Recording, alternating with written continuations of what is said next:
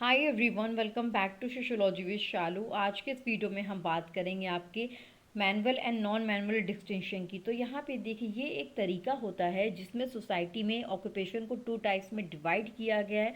पहला आपका क्या है, मैनुअल है, राइट।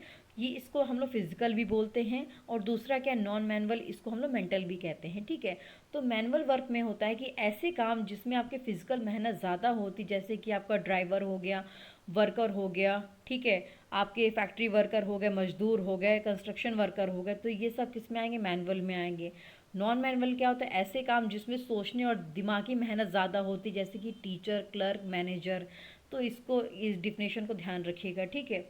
यहाँ पे सोशल स्ट्रैटिफिकेशन क्या है, ये देखिए, यह डिवीजन जो है सोशोलॉजिस्ट को हेल्प करता है सोशल इनइक्वालिटी समझने में, कि जैसे कि difference in income, education, lifestyle, health and status. Usually जो आपके नॉन मैनुअल वर्क होते हैं उनको ज़्यादा higher and status and better paid वाला माना जाता है। अब देखिए, यहाँ पे जो आपके ब्लू कॉलर वर्क है, ठीक है, वो क्या है, मैनुअल जॉब है, और वाइट कॉलर में क्या आएगा, नॉन मैनुअल आएगा। इस बात का ज़रूर से ध्यान रखिएगा, ये अक्सर हम लोग वाइट कॉलर और ब्लू कॉलर पूछते हैं। तो इन दोनों के बीच मतलब हमेशा जो एक रेखा है वो क्लियर नहीं होती है। कई काम में आपके दोनों इंक्लूड होते हैं, ठीक है।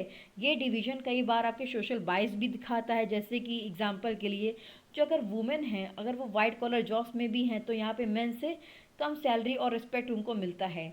अब यहाँ पे इसका मॉडर्न व्यू क्या है, यहाँ पे जो सोशोलॉजिस्ट हैं ऐसे कॉम्प्लेक्स क्लासिफिकेशन को यूज़ करते हैं जो लोग को स्वयं के मूल्यांकन पर आधारित होते हैं, ठीक है। तो ये बात का ध्यान रखिएगा। अब यहाँ पे जो ये रिसर्च शो करती है कि सोसाइटी में ये काम की जो कीमत पर यहाँ पे एकमती सहमति नहीं है, ये सोसाइटी के नज़रिए और कंटेक्स्ट पर डिपेंड करता है। और जो आपका नॉन मैनुअल और नॉन मैनुअल डिवीजन है, ये दिखाता है कि सोसाइटी काम को कैसे इम्पोर्टेंस देता है, ठीक है। लेकिन ये डिवीजन अक्सर आपका अनक्लियर और बायस्ड होता है, जो सोशल इनइक्वालिटी को उजागर भी करता है, ठीक है। तो इस बात का ध्यान रखिएगा। आई होप कि यहाँ पे आपको क्लैरिटी हो गई होगी। फिर भी कोई डाउट या क्योरी होता है, प्लीज़ मुझे कमेंट सेक्शन में ज़रूर बताइएगा। Thank you so much.